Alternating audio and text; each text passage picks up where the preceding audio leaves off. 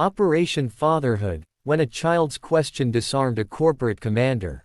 The polished floors of the Mayfield International headquarters gleamed like mirrors, reflecting the precise rhythm of Italian leather shoes marching toward success. It was another Monday, cold, mechanical, and sterile, just the way Richard Mayfield liked it. As the founder and CEO of one of the most formidable logistics empires in the country, Richard wasn't merely respected, he was feared. His gaze alone could cut through excuses, his silence louder than any reprimand. People said he ran his company like a military operation, with a schedule that didn't tolerate interruption, inefficiency, or emotions. He wasn't just the commander of the corporate battlefield, he was its architect. But none of that power could prepare him for what came next. Because on that chilly morning, as he entered the lobby surrounded by suits and schedules, a tiny voice shattered his fortress of control. "Are you my daddy?" Before we dive deeper into this story, if you believe in kindness, second chances, and the power of unexpected human connections, please like this video, leave a comment, share it with someone who needs hope, and subscribe to our channel, Hidden USA Tales. Let's spread the kind of stories the world needs more of.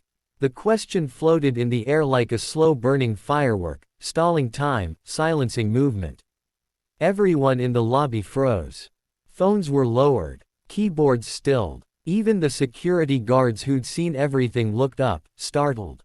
Richard turned slowly, confused, and met the eyes of a little girl no older than 6. Her coat was a size too big, probably thrifted, and her braids were uneven, as if done in a rush. But it was her eyes, brown, wide, searching, that hit him the hardest. They held no fear, only desperate hope. Behind her stood a woman, flushed with embarrassment and panic, clearly the girl's caretaker or mother. She rushed forward, apologizing profusely, trying to pull the child away, but Richard lifted a hand to stop her. Something in his chest stirred, a sensation he hadn't felt in years. Not since the day he walked away from a hospital room, leaving behind a woman who begged him to stay in a pregnancy test that changed nothing for him at the time. Richard had never married. He'd never held a child in his arms. His work was his legacy. That had always been enough. Or so he thought. The girl's name was Elsie, and she wasn't his daughter. DNA would confirm that weeks later. But in that moment, in that still lobby, in the way she clutched a crumpled photo of a man she thought might be him, an old newspaper clipping of Richard at a charity gala, something cracked open inside him. He didn't know why he offered them coffee upstairs in the executive lounge. Or why he canceled his 9 a.m. boardroom war meeting. He just knew he had to sit with this little girl who had looked into his soul and seen something more than a CEO. She had seen a father. Elsie's mother, Dana, was a waitress working 2 jobs and raising Elsie alone after her husband was killed in Afghanistan 4 years earlier. The photo Elsie carried wasn't her father, but in her childlike innocence, she had clung to the image, desperate to fill the hole his death left behind. Richard listened, for once not with the intent to respond or solve, but just to hear. Dana explained how her daughter kept asking questions she didn't know how to answer. About heaven, about absence, about why her friends all had dads at school events. The story haunted Richard. It followed him back to his penthouse where silence reigned supreme. It echoed in the sterile stillness of his office, where family photos were non-existent. He found himself replaying the interaction in his head, the way Elsie reached out and took his hand when they said goodbye, her fingers so small in his, like a fragile promise of something he never dared to want. He couldn't sleep, couldn't eat. At work, his edge softened. Meetings started with a smile. Assistants whispered rumors of his newfound patience. Something had shifted, and it was visible. Days turned into weeks. Richard quietly began showing up at the diner where Dana worked, sitting in the corner, ordering coffee he barely drank. Eventually, they talked. At first, it was small things, the weather, her customers, how Elsie was doing in school. Then it got deeper. They talked about loss, about guilt, about the long lonely road of single parenting, and the even longer road of regret. Dana didn't ask for help. She never did. But Richard began offering it anyway. Discreetly. An anonymous scholarship for Elsie's school. A fixed leaky roof on their apartment building. A promotion opportunity at the diner chain for Dana, approved by someone with unseen influence. But it wasn't about charity. It was about redemption. Somewhere between building an empire and shutting out the world, Richard had lost himself. Or maybe he had never found himself in the first place. Being around Elsie made him feel human. She talked to him like he was more than a machine. She asked questions, told stories, made jokes. One afternoon, during a rare break in his schedule, she visited his office again. This time, she brought a crayon drawing, a stick figure man with a briefcase and a smile, holding hands with a little girl in a purple dress. Underneath, she had written in wobbly letters, "You don't have to be my daddy to be my hero." That broke him. He left work early that day, walked through the park alone, and cried, not the quiet, restrained tears of someone who hides their pain, but the full-bodied, gasping sobs of a man who had run from connection for far too long. From that point on, Richard was no longer just a CEO. He became something else entirely. He volunteered quietly at a mentorship program for fatherless children. He started a foundation in honor of Dana's late husband, helping military families rebuild after loss. And perhaps most shockingly, he took weekends off, spending them baking cookies with Elsie, getting his shoes muddy in playgrounds, learning to braid a doll's hair. He wasn't replacing anyone. He was just showing up. Not all transformations need a grand announcement. Sometimes, they begin with a question. A question that strips away titles and walls and armor, revealing the soft, raw humanity underneath. Richard Mayfield, the coldest man in the skyscraper, had been disarmed, not by a competitor, not by scandal, not by failure, but by a child who simply wanted a dad.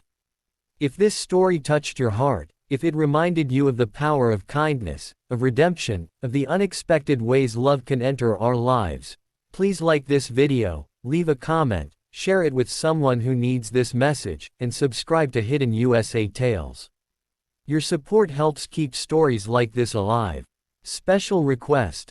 Before you leave, please comment below, has a child ever changed your life in an unexpected way? We'd love to hear your story. Absolutely. Here's the continued full story, expanding on the emotional arc, character development, and cinematic pacing, designed to sustain a 6,000-word YouTube video script for Hidden USA Tales. Richard's past, once buried beneath contracts and concrete towers, began surfacing in quiet moments, in the clumsy way he held a paintbrush during Elsie's art projects, in the pause before answering her innocent questions about heaven, or in the ache he felt watching fathers with their daughters at the park. He had once told himself that family was a distraction, a liability. Now he understood it was the one thing he had truly lacked. He started looking at life differently, not in quarterly margins, but in smiles, gestures, time spent. His staff, once terrified of him, noticed the difference too.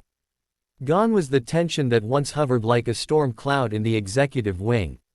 Richard started saying, "Thank you." He started remembering birthdays. He even replaced the abstract steel art in the lobby with a photograph of a veteran hugging his child. Whispers turned into admiration. Something had changed their boss, and while few knew the full story, everyone felt its warmth ripple through the company like a sunrise after a long winter. Meanwhile, Dana, strong, proud Dana, struggled with this strange turn of events. Her life had been defined by managing without help. Now here was a man who had every reason not to care, stepping into their world not as a savior, but as someone who wanted to understand. She worried at first. Worried Richard's kindness came from guilt, or pity, or something that would fade when reality reasserted itself. But weeks turned into months, and he stayed. Not hovering, not imposing, just present. One rainy Saturday afternoon, while painting Easter eggs together, Elsie looked up at him with complete innocence and asked, "If my real daddy is in heaven, can I have one on earth too?" The words hit like a thunderclap. Richard looked at Dana, unsure, vulnerable. She nodded gently. That day, Richard knelt in front of the little girl who had once mistaken him for her father, and said, "I may not be your real daddy, but if you'll have me, I'd like to be here for you, always." Elsie didn't answer in words. She just hugged him, tightly, fiercely, as if anchoring herself to someone who would never drift away. From that moment on, they weren't just three people with a complicated beginning. They became something closer to a family. Dana never rushed things, and Richard never overpromised. He started slow, attending school plays, helping with homework, showing up for parent-teacher meetings. The other parents would whisper at first, surprised to see that Richard Mayfield sitting cross-legged in a kindergarten classroom. But over time, their skepticism melted into silent respect. Still, the past has a way of testing those who dare rewrite their story. One day, news broke that Richard had donated $10 million to a national support network for single-parent families of fallen soldiers, a move that stunned Wall Street and made headlines across the country. Journalists came knocking, curious about the motivation behind such an act. In interviews, Richard didn't mention Dana or Elsie directly. He just said, "Sometimes the strongest people are the ones who have no choice but to carry on.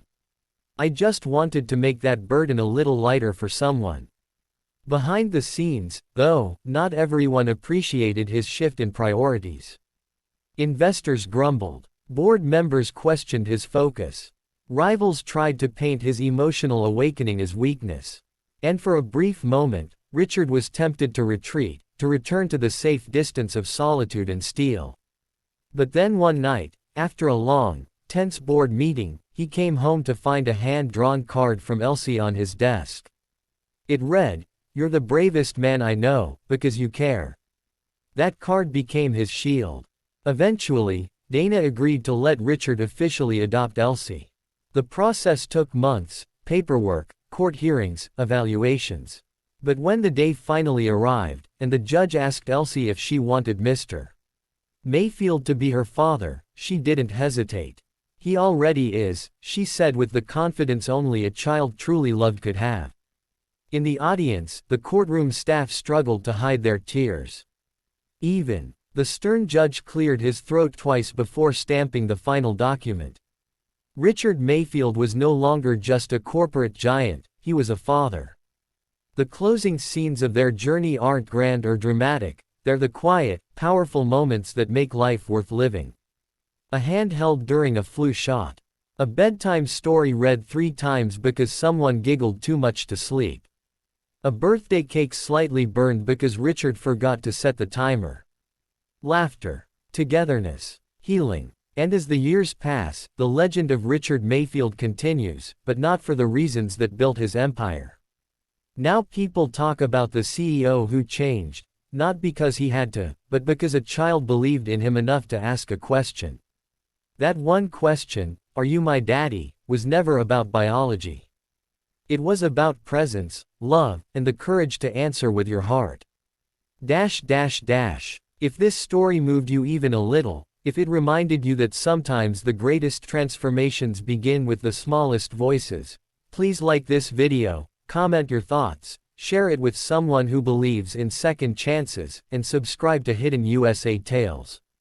Heart special request before we end. Has anyone ever changed your life by simply believing in you? Please tell us in the comments. Your story might be the light someone else is looking for.